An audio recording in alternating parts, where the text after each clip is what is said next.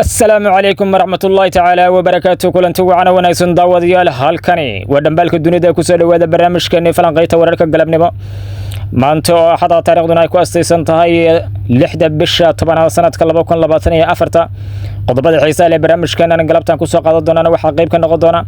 wasiirka arrimaha dibadda xukuumadda federaalka Soomaaliya Mudane Axmed Macalin Fiqi oo maanta soo gaaray magaalada Muqdisho asagoo ka jawaabay mooshinka la sheegay inay ka wadaan qaar kamid ah xildhibaanada federaalka Soomaaliya warbixin ayaa daawadeen kaga haynaa qodobada kale aan ku soo qaadina barnaamijkan waxa kamid ah saacadii la soo dhaafay duqeymo kala go'an lahayn oo ciidamada cirka ee dawladda federaalka Soomaaliya ka fuliyeen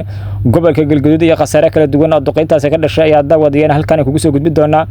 qodobada kale ee barnaamijkan aan ku soo qaadana waxa qayb ka noqon doona shirka madasha wadatashiga qaran oo la filayo in maanta lagu soo gudbiyo magaalada Muqdisho iyadana halkaas la filayo laga soo saaro qodobo aad muhiim u ah qodobada dibaddana waxa kamid ah barnaamijkeena falqaynta wararka galabnimo aan ku soo qaadan doono Israa'iil oo duqeynta ugu badneed ka goysatay magaalada Beirut caasimadda dalka Lebanon qodobadaas iyo wixii lagu soo kordhay Soomaalida caalamka ku saabsan ayaa daawadeen kugu soo gudbi doona barnaamijkeena falqaynta wararka galabnimo soo saaray timinta wariga Daahir Abshir Xasan fadlan ana waxa ku xusuusinayaa daawadada ku xusubta YouTube kana dhanbaalka dunida fadlan subscribe saar sidoo kale page-keena la dhamaanay sidoo kale baraheena bulshada oo diyaar garooba daawadayaal qodobadaas oo faahfaahsan oo aan goorroonisi aan baqaado marka la isku soo noqon waasan daawadayaal aan ku bilaabana barnaamijkeena falanqaynta wararka galabnimo ee waxa magaalada Muqdisho ee caasimadda dalka la filayo maanta lagu soo gabagabeeyo shirka madasha wadatashiga qaran oo inta badan ay iskugu yimaadeen madaxda goboleedyada dalka iyo madaxda ugu sarreeya ee dawladda federaalka Soomaaliya waxaana shirkan uu galay maalintiisii afraad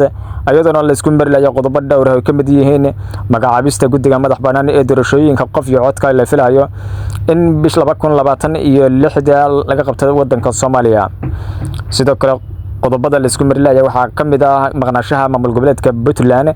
oo madaxweynaha maamul goboleedka Jubbaland Axmed Maxamed Islaam Axmed Madoobe oo hordhigay Xasan Sheekh Maxamuud asagoo uu sheegay in suuragal ah in labadaas maamul oo maqan waa Puntland iyo SSC in suuragal ah in laga hadlo doorashooyin qof iyo cod Xasan Sheekh ayaa arintaasi ka biyo diiday xogaha hoose aan ka helinay shirka madasha wadatashiga qaran la filayo in iminka lagu soo gabagabeeyo magaalada Muqdisho ayay sheegayaan in iminka shir albaabadu xiran yihiin oo u dhaxeeya ra'iisul wasaaraha xukuumadda jamhuuriyadda federaalka Soomaaliya Mudane Xamse Cabdi Barre iyo sidoo kale madaxweynaha maamul goboleedka Galmudug Axmed Cabdi Kariye Qorqor iyo madaxweynaha maamul goboleedka Koonfur Galbeed Cabdicasiis Lafta Gareen oo iminka halkaas ka socdo lama ogaal waxa ay ka wada hadli doonaan sidoo kale waxa ka soo bixi doona shirka madasha wadatashiga qaran ayaa ah kii ugu waqtiga dheeraatan iyo markii dib loo doortay madaxweynaha iminka xilka haya madaxweynaha Xasan Sheekh Maxamuud waxaana labadii jeer hore markii laga reebay aan marka ka soo qayb galin maamulka Puntland oo isaguna khilaaf baan uu kala dhaxay dawladda federaalka Soomaaliya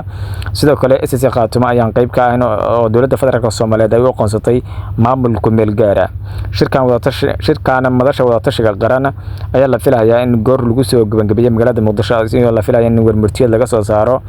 isla markaana waxa ay dadka Soomaaliyeed u dhagtaagayaan warmartiyeedkan ka soo bixi kala shirka madasha wadatashiga qaran ee 4 maalmood la soo dhaafay ka socday magaalada Muqdisho waagaag daawadayaal wali waxaan ku wada jirnaa barnaamijkeena falanqaynta wararka galabnimo ee maanta magaalada Muqdisho waxa dib ugu soo laabtay wasiirka wasaaradda arrimaha dibadda xukuumadda jamhuuriyadda federaalka Soomaaliya Mudane Axmed Macalin Fiqi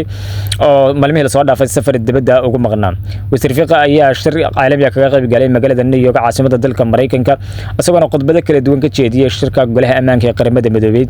waxaana qodobadiisa kuwii ugu xisaab badnaa kamid ahaa xaaladda oo ga hadlay xaaladaha guud ee dalka Soomaaliya iyo sidoo kale fargelinta dawladda Itoobiya ay ku hayso dalka Soomaaliya asagoona qaramada midoobay u cadeeyay sida uu hadalka u dhigay in dawladda Itoobiya ay fargelin baan ku hayso dawladda federaalka Soomaaliya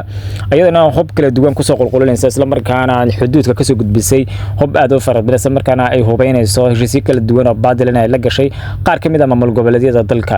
Axmed Macalin Fiqi ayaa sheegay in arrintan ay muddo farabadan qarinaya hase ahaatee markii uu qaramada midoobay uu tagay uu ka cadeeyay halkaasi una cadeeyay in dawladda Itoobiya ay faragelin qaawan iyo qulqultooyin ay ka wada gudaha dalka Soomaaliya isla markaana ay caalamka ay la ogaadaan arrintaasi wasiirka ayaa sidoo kale wax laga weydiiyay mooshinka la sheegay in ka wadaan qaar kamid ah baarlamaanka Soomaaliya waxaana wasiirku sheegay inuu diyaar u yahay in mar walba la xisaabtamo wasaaraddiisa isla markaana uu la balansan yahay xildhibaanada la sheegay in mooshinka ka wadaan